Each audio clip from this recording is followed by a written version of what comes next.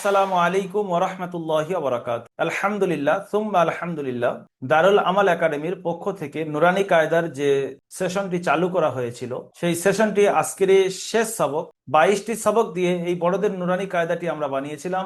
আজকের 22 নম্বর সবকে আমরা শিখবো আয়াত করার কায়দা। তবে হ্যাঁ, এই সবকটির সম্পর্ক শুধুমাত্র কোরআনের সঙ্গে। কারণ আয়াত করার কায়দা হলো যে কোথায় আমি থামবো, কোথায় থামবো না, কি প্রসেসে থামবো, তার রুলস কি, নিয়ম কি, সেই অনুযায়ী যদি আমি না থামি তাহলে আমার থামাটা সঠিক হবে না। এটা একটা গুরুত্বপূর্ণ বিষয়, তাই আমরা কোরআনের সঙ্গে লাগান রেখেছি যে সর্বশেষ সবক হবে এটা, এবং এরপরে কোরআন শরীফ শুরু করানো হবে। যারা এর আগের ভিডিও ছেড়ে রেখেছেন 21 নম্বর সবক বা 20 নম্বর সবক, অবশ্যই এই ভিডিওটি আপনার জন্য নয়, তাহলে ওই ভিডিওটা আপনি প্রথমে দেখে আসুন, তারপরে এটা দেখবেন। আর যদি কোনো ভাই এই ভিডিওটি প্রথম দেখছেন, তাহলে আপনার উচিত 1 নম্বর পার্ট থেকে দেখে দেখে আসা। মাত্র 22 দিনে আপনি নুরানি কায়দা শেষ করে কোরআন ধরতে পারবেন। সুতরাং আপনি কেন 22 দিন সময় দেবেন না এবং বেতারতিবান যেখান সেখান থেকে দেখলে আপনি শিখতে পারবেন না? তাহলে আপনার উচিত হবে না এটা যে আপনি যেখান সেখান থেকে দেখবেন।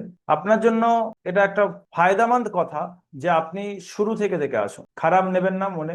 চলুন আমরা আয়াত করার কায়দার বিষয়বস্তুটা কিতাবের মাধ্যমে ক্লিয়ার করি। সবক নাম্বার 22, আয়াত করার কায়দা অর্থাৎ থামার কায়দা। আয়াত মানে দাঁড়ানো, থামা। একটি চিহ্ন, এই চিহ্নটা আপনি দেখছেন, এই চিহ্নটাকে বলা হয় আয়াত। এই চিহ্ন দ্বারা আয়াত করা বোঝায়, অর্থাৎ এখানে থামতে হবে। এটা জরুরি নয়, আপনি থামতে পারেন। আয়াত করার কিছু কায়দা আছে। আচ্ছা, এর মধ্যে 1, 2, 3 আয়াত নম্বর লেখা থাকে, সেগুলো আপনি কোরআন শরীফে দেখতে পাবেন। প্রথম কায়দা হলো, আয়াত করার মোট 3টি কায়দা হয়। খেয়াল রাখবেন যে জাবার জের পেশ দুজের দুপেশ যদি থাকে তাহলে আপনি ওখানে সাকিন করে দাঁড়াবেন। যেমন এখানে উদাহরণগুলো দেখেন।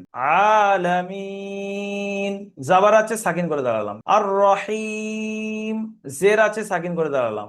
পেশ আলহামদ, পেশ আছে, সাকিন করে দাঁড়ালাম। আহাদ, দুপেশ আছে, সাকিন করে দাঁড়ালাম। খুসর, দুজের আছে, সাকিন করে দাঁড়ালাম। তাহলে জাবার জের পেশ দুজের দুপেশ যদি থাকে তাহলে সাকিন করে দাঁড়াতে হবে। এটা আমরা সহজে বুঝে নিলাম। এখন আমরা বুঝবো দ্বিতীয় কায়দা। তাহলে দু জাবার থাকলে কি হবে? দু জাবারটা বাদ চলে গেল। দু জাবার থাকলে এক জাবার গণ্য করে একালি পরিমাণ টান দিয়ে পড়তে হয়। ইন্না মাআল উসরি ইউসরা, দু জাবার আছে, একালি পরিমাণ টান দিয়ে আমি দাঁড়ালাম, এক জাবার গণ্য করলাম, এক জাবারকে ক্যান্সেল করে দিলাম। তৃতীয় কায়দা হলো, যদি আয়াতের শেষে যেখানে আপনি দাঁড়াচ্ছেন যদি গোল তা থাকে তাহলে হা সাকিন করে পড়তে হবে। জারিয়াহ, এ গোল তা আছে, এটাকে হা সাকিন হয়ে যাবে, তাহলে ইয়া হা জবর ইয়াহ, জারিয়াহ। আনিয়াহ, লাগিয়াহ। তাহলে 3টি কায়দা আমরা খুব সহজে বুঝে নিলাম। এই পর্যন্ত কিতাব সমাপ্ত।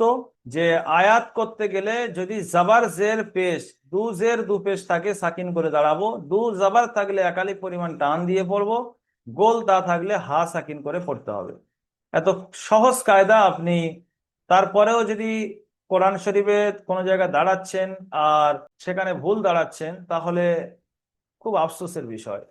এই 3টি কায়দা আপনি আপনার ব্রেনে সেট করে নিন এবং কোরআন শরীফের পড়ার সময় আপনি বিভিন্ন জায়গায় যে দাঁড়াবেন এই অনুযায়ী দাঁড়াবেন ইনশাল্লাহ। এটা শেষ ভিডিও ছিল। আপনারা অবশ্যই দারুল আমাল একাডেমির জন্য দোয়া করবেন। যদি শিখতে পারেন অবশ্যই কমেন্ট করে জানাবেন কতটুকু শিখেছেন।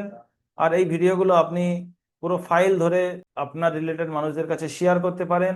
এবং সরাসরি আমাদের সঙ্গে পড়ার জন্য যদি কেউ আগ্রহী হয় বা যদি আপনি আগ্রহী হন, তো স্ক্রিনে দেওয়া নাম্বার 7679591110, এই নাম্বারে আপনি কল করতে পারেন। অনলাইনের মাধ্যমে ঘরে বসে আপনি পড়বেন, কিন্তু সুন্দরভাবে ওস্তাদকে এই পড়াগুলো শোনাবেন, ওস্তাদ থেকে পড়া নেবেন।